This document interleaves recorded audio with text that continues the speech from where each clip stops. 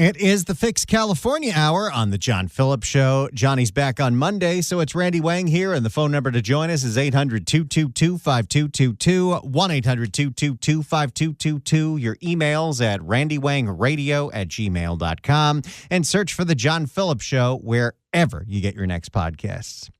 Our next guest is the founder of Golden Together, host of the Steve Hilton Show, and is running for governor of California. Steve Hilton, welcome back to the John Phillips Show.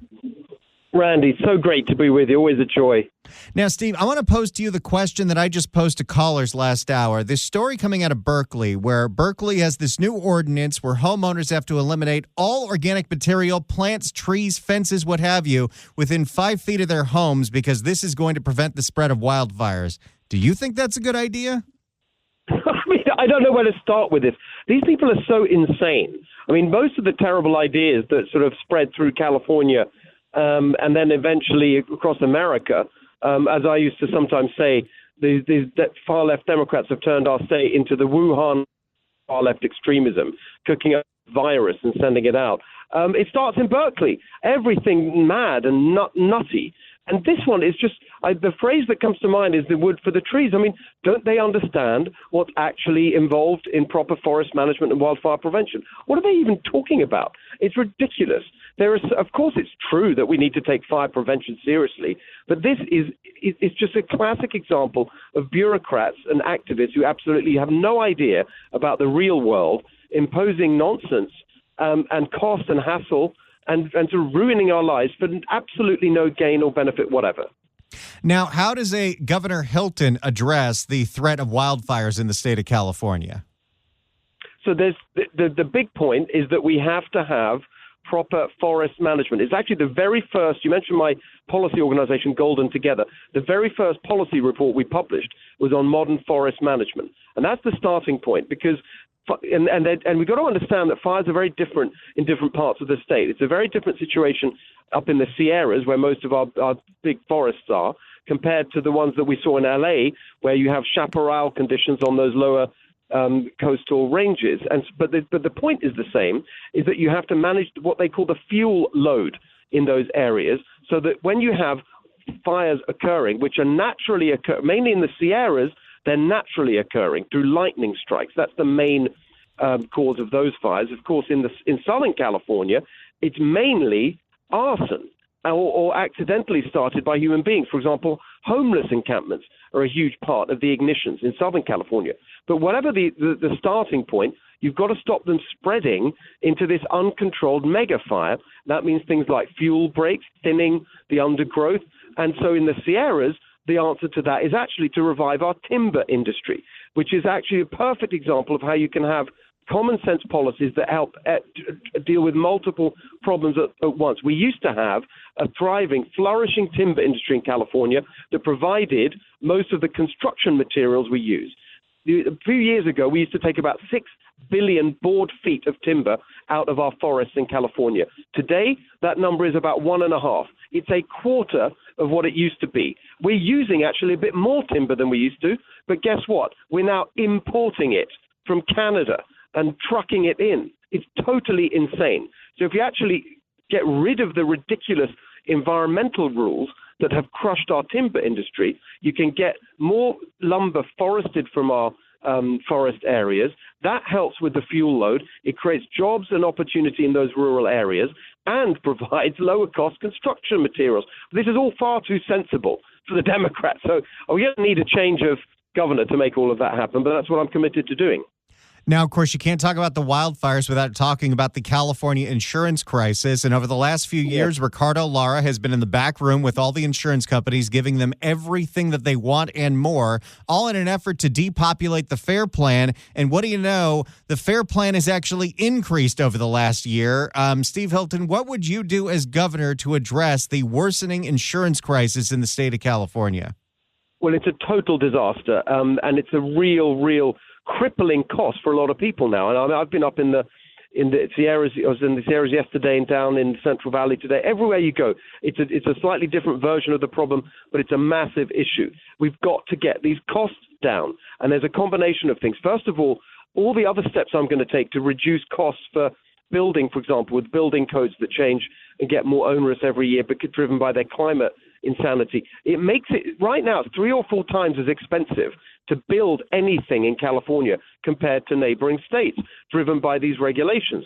That factors into insurance premiums, because if it costs more to rebuild, they're going to have to charge a higher premium because it costs more on the payouts. So that's something that we can do.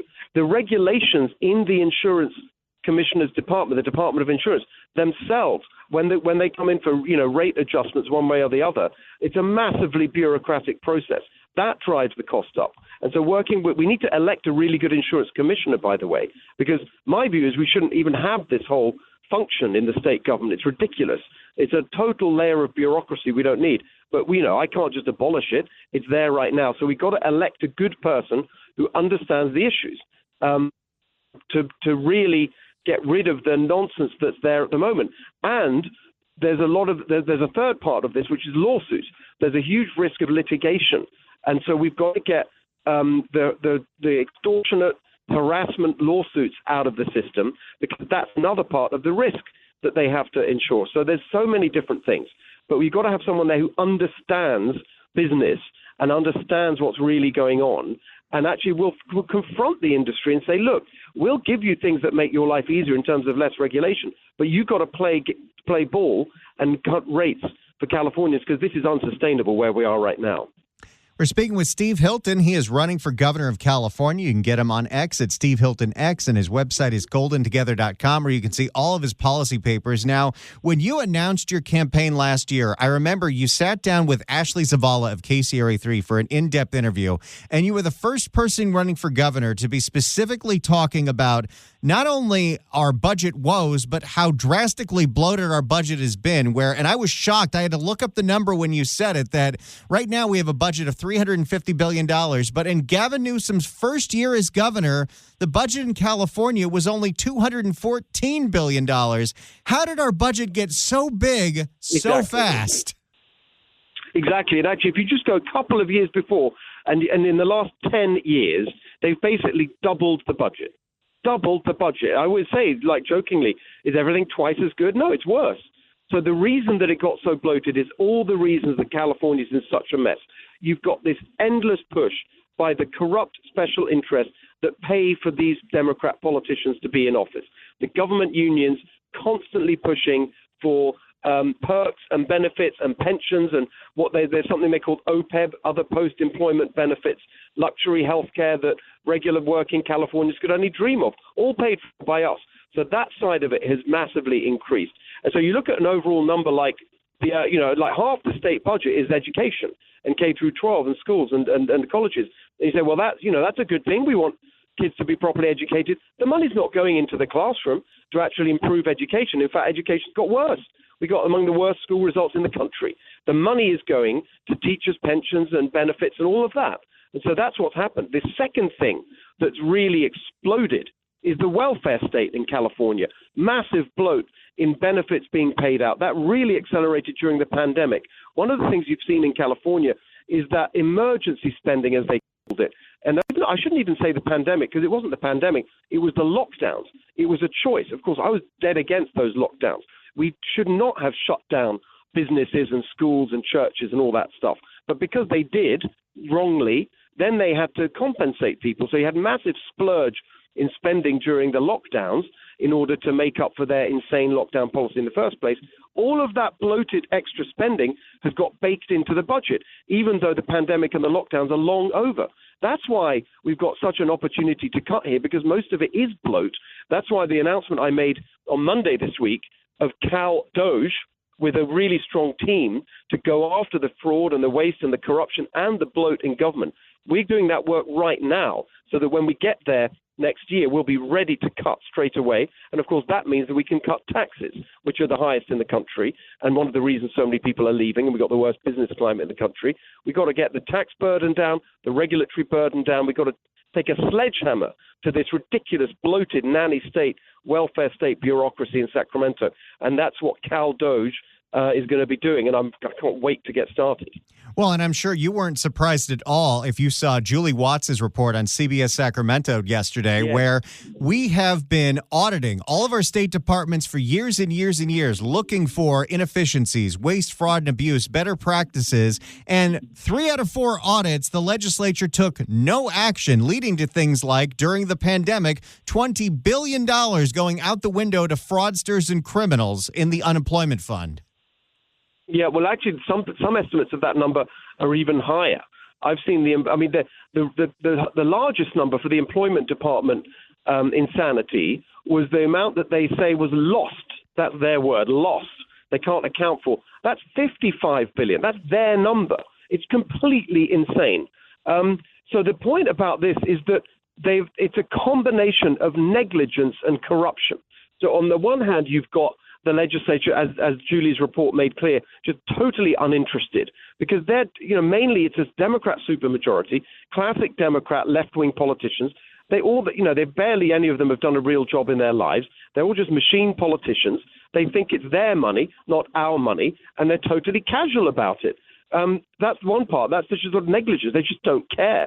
But actually, on top of that, you've got the corruption, the deliberate cover-up of the fraud and the waste and the abuse. So a couple of examples of that.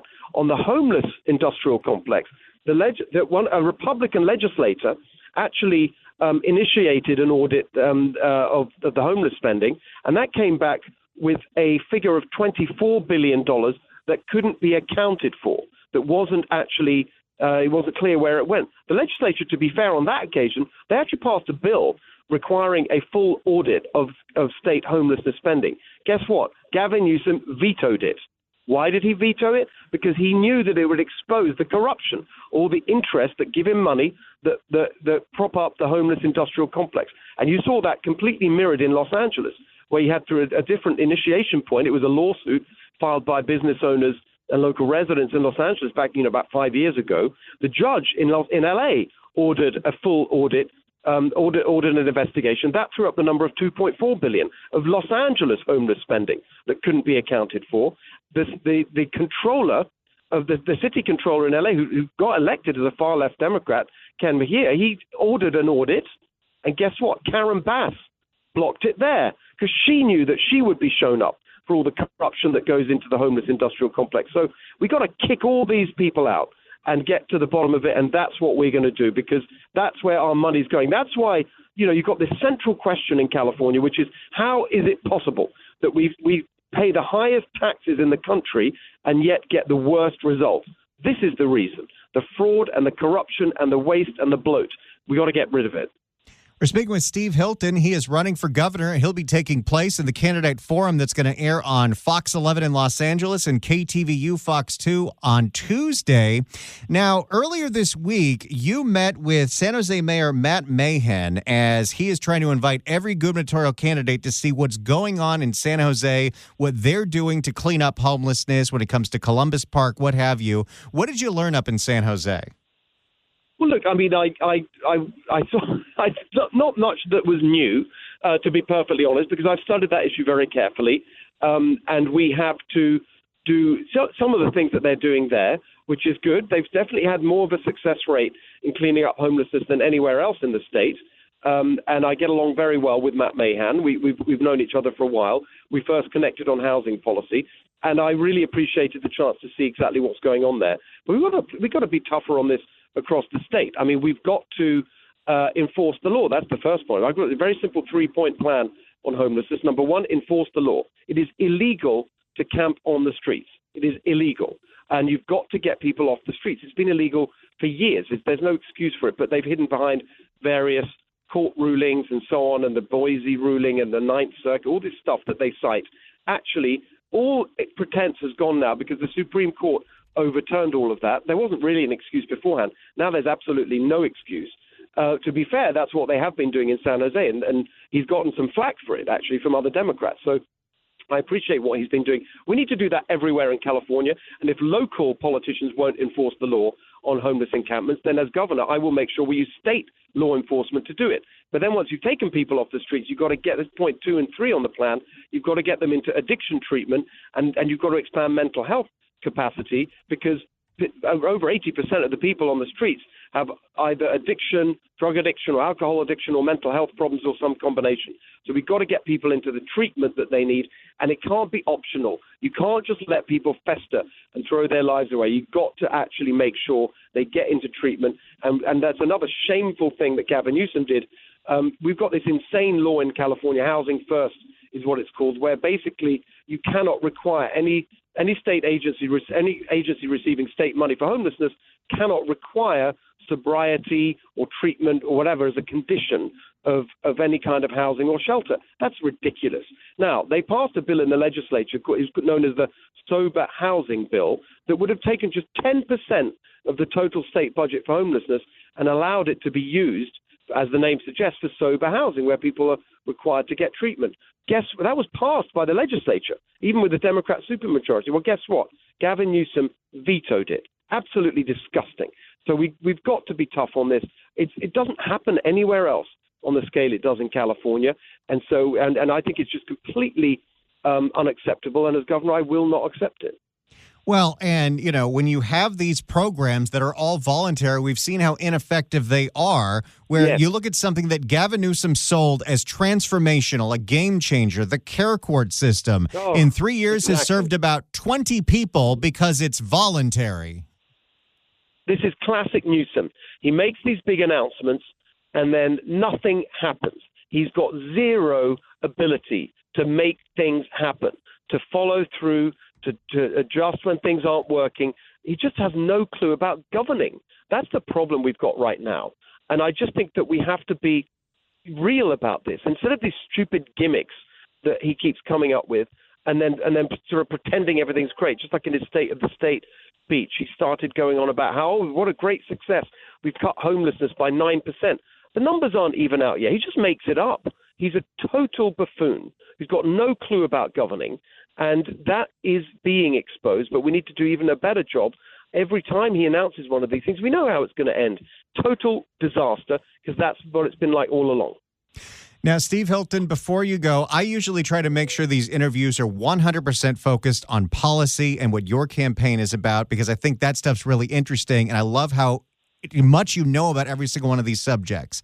But since it is John Phillips's birthday, I'm going to have to ask you this. Is Katie Porter still running for governor? What happened? She's not only running. You know what I think right now? I think if you look at the race, I just want to quickly hit this point because it's very important for everyone listening. There's a definite feeling of excitement. I can feel it in Republicans because they look at the polling. It's been very consistent that the top two in all the polls, sometimes I'm ahead, sometimes Chad Bianco's ahead. We're basically at the top of the polls, me and Chad Bianco. And they look at that and say, oh, fantastic. We're going to get two Republicans in the top two. No, the Democrat machine is not going to let that happen. They are going to make sure they're not going to hand over California, their crown jewel, to the Republican Party by allowing two Republicans in the top two. They're going to pick their candidate in two ways. They're going to pick their Democrat puppet. And right now, honestly, when I say they, that's the machine, the government unions, Nancy Pelosi, all of that corrupt crew. And right now, I'm guessing that they're going to get behind Katie Porter. Unbelievably, I think that's who they're going to go for. And then on the other side, we're hearing right now that they're actually Eric Swalwell's been running around. I hear this in the Bay Area, where his district is. He's going around saying that he's got a $10 million super PAC ready to put money behind Chad, because that's the candidate that they want to face. So this is the ridiculous, cynical kind of games that you get with this top two system, which is outrageous. So it's even more important that we get behind one Republican candidate, and I'm very strongly making the case that that's me, because I've got the business experience, the government reform experience, the broad policy expertise, the media platform to win this and then do a good job to save our state of California. Right now, my best guess is that the top two will be me and Katie Porter. So I think John might enjoy that contest. Oh, I think the entire audience will. Steve Hilton, founder of Golden Together, host of The Steve Hilton Show, and he's a candidate for governor. Get him on Twitter at Steve Hilton X and goldentogether.com. Thank you so much, as always, for joining us. Thank you, Randy. Great to be with you. All righty. We'll see your debate on Tuesday. Thanks so much for coming on. Well, you just heard Steve Hilton. He's running for governor. We're 4 months away from the June primary. So let's open up the phones right now. If you want to react to the interview on what you just heard, tell me who you right now are thinking of supporting for California governor. Is it Hilton? Is it Bianco? Is it Katie Porter? Hey, we will take those calls. Get out of my shop. Who are you supporting for governor in 2026? Give us a call right now, 800-222-5222, 1-800-222-5222. And how exciting is this? We're going back to Gladstone's in Long Beach a week from Friday. It's coming up quick, our second big live remote of the year. We're heading to Gladstone's in Long Beach for our next live broadcast, and you're invited. Come enjoy the great food, good vibes, and a fun afternoon by the water. We'll have special guests like Susan Shelley from the Howard Jarvis Taxpayer Association. She'll tell you more about your taxpayer rights and protecting Prop 13. The courts have made it easier to raise your taxes, is why you keep seeing all these citizens initiatives started by unions to jack up your taxes, because the courts have said, oh, that only needs a simple majority, not a 2/3 majority. They want to fix that, and that's why they need you to sign the petition to save Prop 13. Go to saveprop13.com. The deadline is coming fast, February 17th. If you've already signed the petition, great. Get 10 friends to do it. Go to saveprop13.com. Meanwhile, come hang out with us, grab a bite, and be part of the broadcast, The John Phillips Show, live at lovely Gladstone's in Long Beach next Friday from noon to 3. The phone lines are open right now, 800-222-5222, 1-800-222-5222. We just talked to gubernatorial candidate Steve Hilton. The primary is 4 months away. There's a debate on Tuesday, but you will be voting on this election sooner than you think. So it's time to start thinking, who are you supporting? Is it Steve Hilton? Is it Chad Bianco? Is it Katie Porter? Get out of my shop. Is it Eric Swalwell? Give us a call right now. Who are you thinking of supporting for California governor? 800-222-5222, 1-800-222-5222. Why don't we start with Ben in San Jose? Ben, hello. Hello there. Leaning towards Steve Hilton, never Katie Porter, for God's sakes. You're a never Porterer, huh? Yeah, never Porter, man. Yeah, Steve Hilton, man. Although, Chad Bianco's making some headway, but I kind of off the cuff think that Steve might be able to raise more money. It is interesting that, the polling shows them constantly backing, back and forth, first, second, first, but it's, those two have been consistently leading in the polls where nobody so far has been able to coalesce around any of the candidates that are in the Democrat field, because it is a weak field. Yep, very true. And Chad has taken a playbook out of what they did in Arizona as to how to win in an environment where you're not the majority. So, I think that's why he keeps coming back up. Well, there you go. Thanks so much for the call, Ben. Appreciate it. Who are you supporting in the gubernatorial race? The primary is 4 months away. Let's go to Mark in Morgan Hill. Mark, hello. Hi, thanks for taking my call. Yeah, from the first time I ever heard Steve Hilton talk, I said, I just like that guy. He's just got a calm demeanor. He's logical. He's definitely not a politician. He gets to the point. He gives you examples on how to fix it. He just seems like the guy that can do the job, and that's why I support him 100%. I'm definitely going to vote for him. And Porter, no way. Come on. That's a joke. I mean, at this point, I think her campaign is over, but she hasn't realized that yet. Little D. Thanks so much for the call, Mark. Appreciate it. I will say, Steve Hilton always sounds like someone that has done his homework, and you look at the policy papers on his website, and there is a lot of thought that has gone into a lot of these problems over the last many years. Let's go to David in Pico Rivera. David, hello. How's it going? Doing great. Can you hear me? Yeah. I'm gonna go with Javier Becerra, and I don't want to hurt the Republicans' feelings, but I don't think you guys are going to get California for the next 50 years. Now, what is it about Becerra that has got you so excited? Becerra is highly educated. He's highly educated from the University of Salamanca. He is on Obama's cabinet. I mean, it's a no-brainer.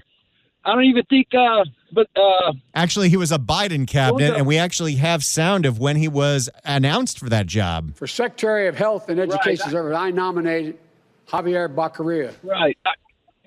Katie Porter is a front by the Republicans. They want you guys always want to give us the worst candidate, but she's not going to win the governorship here. It's going to be Javier Becerra. Now, what do you make of the fact that Javier Becerra in the latest poll is polling at around 2%? It's too early, my friend. It's way too early. This is California. It's way too early right now. All right, so you're It's all gonna in be for Javier Becerra. Becerra. Well, I appreciate the call, David. Thank you so much for calling in. But when you do the scrub, We got a vote for Scrub-a-Dub-Dub. I did not expect that, but hey, there's no wrong answer here. Well, there's a few. Let's go to Alan in Napa. Alan, hello. Good afternoon. I'm on speakerphone. Is that all right, or should I turn the speaker off? You sound great. Keep going. Okay. Well, first I'll say, Paul! And then I'll say, Steve Hilton, please. Hey, we got ourselves a little Woo Wednesday. Woo! Thanks. Well, it is Wednesday. Come on, man. Yeah. Now, the other thing is, I was going to mention that Steve Hilton, he does drop his T's and his D's because he's British. But we'll have to teach him how to pronounce the T's and the D's. Anyway, I was going to add something about the fire code stuff.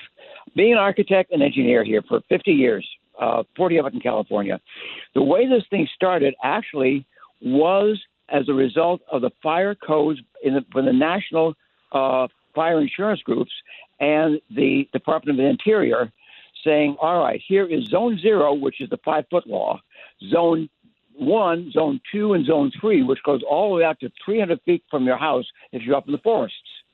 Okay, Zone 5 actually, or Zone 0 rather, is both, as the one contractor said, to keep the fire from going up into the eave and into the crawl space openings.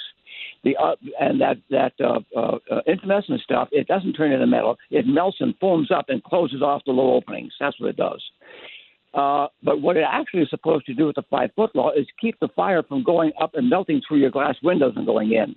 When we had our fires up here in 2017 and 2019 in Napa and Sonoma County, that was what happened for the most part. We had 90-mile-an-hour winds. A lot of the fire never even got down to the ground. It stayed up in the upper 20 feet of the trees, and you can still see oak trees and so on. But the 10 feet are burned off, and the lower tree is fine. It just ran across at 90 miles an hour from the North Valley down to the South Valley here, and it never got down. But when it did get down, it hit the brush and everything else, and it burned right through the windows and burned the houses. That's what it's really trying to do within the 5-foot law. Then you got the 10-foot law that makes you cut down the trees away from your house within 10 feet from your house. Then you got the 50 and 100 feet laws, which is having nothing to do with Berkeley. But why Berkeley is having to put it in and towns are putting it in is because each fire marshal for each state, like California and Nevada and some, I think, in areas, has said we will cover it and enforce it for the county zoning, planning, building department. But the cities are their own fire department. They have to enforce it there themselves with their own city building department and fire department. That's why Berkeley is putting it in as a law. Napa's just accepted it as a procedure and with our building permits here in Napa County, and the same thing over in Sonoma County as well as up in Lake County. That's what's happening with that, actually. And it's being forced by the insurance companies who nationally have adopted it in all fire zones across the nation. Wow, that's a lot of great information. Alan, thank you so much for the call. As always, appreciate it and always love those emails as well. Let's go back to the race for governor here. Let's go to Bill in Moraga. Bill, hello. Hi, I'm suggesting Matt Mahan from San Jose. I am from Moraga, and after listening to Steve and Alan, I'm going to agree with Alan on the fire issue, because in my community, we have our own fire department called Moraga Orinda Fire Department, and they have their own tax board, and they get to override the city when it comes to policies for fire. And we spent the last 3 years getting the entire community behind the Zone 0 thing, because our fire department has been to Paradise, CZU, LNU. I've actually been to some of those myself to help with animal evacuations with our community emergency response team. We are the next Paradise, California, in Moraga, and that 5-foot rule, again, it is about protecting your house from that ember that blows onto the house. It is about protecting when, as the guy said, when the windows get heated up, they want dual pane windows. And what really sucks about it is we just put in a $28,000 fence 3 years ago that was wood, and now we're going to have to tear it down and make it stainless steel. Oh, To no. talk to them about. But I would rather do that than lose my home. And That's a very good point. Now, Bill, when it comes to Matt Mahan, what is it about Mahan that makes you want him to run for governor? he is a common sense person. He speaks clearly. He answers your question. I like Steve, but I think Matt Mahan has a better chance of winning. And I think Matt Mahan, he clearly articulates what needs to get done with the homeless issue, with police issues, with Democratic wackery. He's not as crazy as the other candidates. Oh, I think we have seen that on a day in and day out basis. Well, the filing deadline, I think, is early February. So if he's going to run, I'm sure we'll find out within the next probably week. So we'll keep you posted here, Bill. Thanks so much for the call. Appreciate it.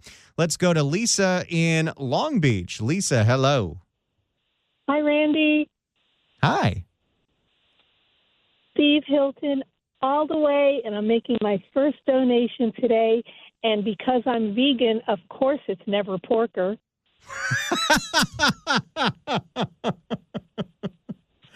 Oh, I'm going to play this for Johnny when he comes back. Love Johnny, miss Johnny. Thanks so much for the call. Appreciate it.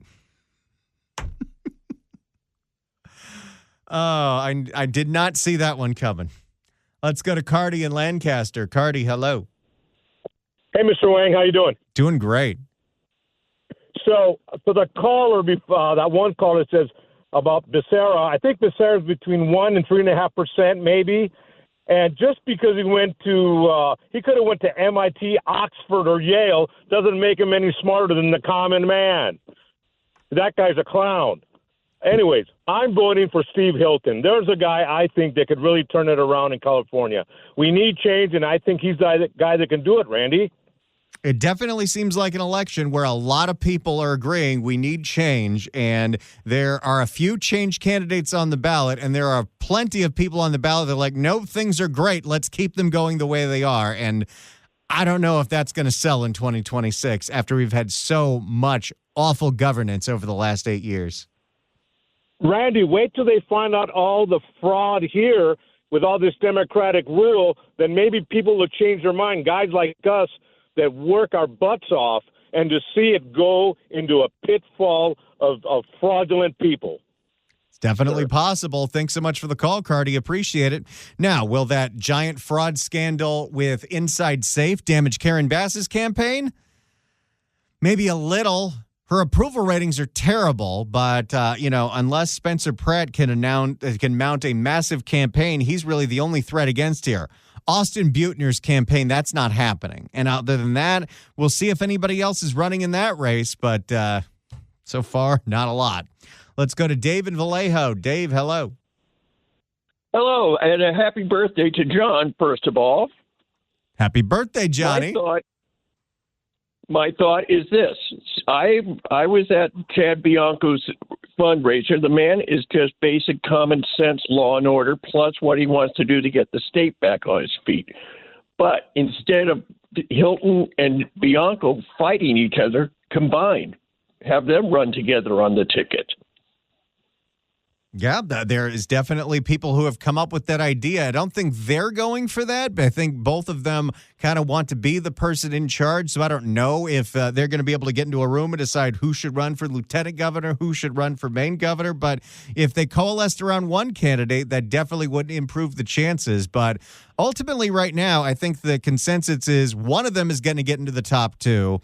And whoever gets in when it comes to the Democrat candidate, that's going to be interesting because right now the field is incredibly weak. So they are vulnerable. If it's Porter, she's got issues. If it's Swalwell, he's got issues. If it's Steyer, it's not going to be Steyer. Who are we kidding? My thing is, I'm guessing Katie Porter will be the next our dear lady who just lost her election. Could be. Thanks so much for the call, Dave. Appreciate it. Now, of course, if Steve Hilton's prediction is correct that he is in the top two and Katie Porter's in the top two, Winner, winner, chicken dinner. Well, this show from noon to 3 every day is going to be appointment listening for you. 800-222-5222 is the telephone number. We just talked to Steve Hilton. The primary's in 4 months, so who are you supporting for governor? Is it Steve Hilton? Is it Chad Bianco? Is it Katie Porter? Is it, and we did have someone that called in and said, Javier Becerra. But when you do the scrub. It's Randy Wang here. Time for a little lightning round. If I go to you, because I want to try to get to everyone on hold, you got about 30 seconds to explain who you are supporting for governor. Let's go to Chuck in San Diego. Chuck, hello. Hey, good day. I'm going with Steve Hilton. His January 21st podcast on the Steve Hilton Show, where he talks about putting together Lieutenant Governor Gloria Romero and AG Michael Gates, is wonderful as a golden ticket. I've never seen that kind of thinking in politics, and I think people ought to look into it. I do like the idea. Hey, it's not just me. There's a whole lot of people that need to get elected. Thanks so much for the call. Appreciate it. Let's go to Jack in Escondido. Jack, hello. Hi, Randy. Definitely Hilton. Reasoning is I'm in the finance business. The taxpayers are leaving the state. I have clients that are big bond buyers. I now live in Texas, Nevada, and Tennessee. And the taxpayers are leaving, and the tax consumers are arriving. That is very true. Thanks so much for the call, Jack. Appreciate it. Let's go to Carlos in Fremont. Carlos, hello. Chad Bianco, definitely. He's seems more for the people than anything else. He's I'm sorry. Oh, well, there you go. I support my. You've got Bianco on the mind. There you go. Let's go to Cheryl in Upper Lake. Cheryl, hello. Hello. Hey, Katie Porter all the way. Really? No, what do you think? I'm a freaking retard. Steve Hilton. I liked him the first time you had him on the show, and I kind of already decided that. Well, Cheryl, thank you so much for the call. Appreciate it. Now I got 2 things to play for Johnny when he comes back. Let's go to Joe in Sacramento. Joe, hello. Hello. It'd be Bianco or Hilton for me. But I had a question regarding Swalwell. I keep reading article after article that he's ineligible based on California has some law, 3 to 5 years you have to have residency, which he does not have. Yeah, I don't think that's going to go anywhere. If you're a congressman representing California, you have residence in both California and D.C., so I don't see that lawsuit going anywhere. Swalwell probably won't win because very few people know who he is or what actual policies he has outside of combating the federal government. So, but yeah, I don't think that lawsuit's going anywhere. Thanks so much for the call, Joe. Appreciate it. Let's go to Holt in L.A. Holt, hello. Hello. Hey, Randy. So Steve Hilton, he's got deeper pockets. I think he might be able to do it.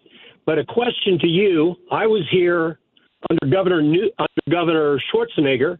He had a Democratic legislature, could not get anything done. What can a Republican governor do with a supermajority Dem? That's a really, really good question. And you got to imagine if a Republican won that you'd get enough members of the Assembly and State Senate to win as well that it would break the supermajority. But you're right. That could very well be a situation. And then there's not a whole lot that can be done because they can override any veto that he puts on there. Thanks so much for the call. Appreciate it. Let's go to Morris in Studio City. Morris, hello. Yeah, one write-in for a candidate, Larry Elder. I mean, that's individual's got some common sense. For budgeting, handle the state of California. There isn't anybody else out there. It's all the same. So it's all the same. And it's interesting why they spend so many millions of dollars for a position that pays, $200,000 a year. There you go. Writing in Larry Elder. Hey, it's your vote. You do whatever you want with it. Let's go to Allison in Beverly Hills. Allison, hello. Hi, I love Steve Hilton, and I like Bianco. The problem with the Republicans are that they're going to vote for both, and we're not going to win. And unless we start thinking like the Democrats and all get on the same board and all vote for one person, the best of the best, we have a chance.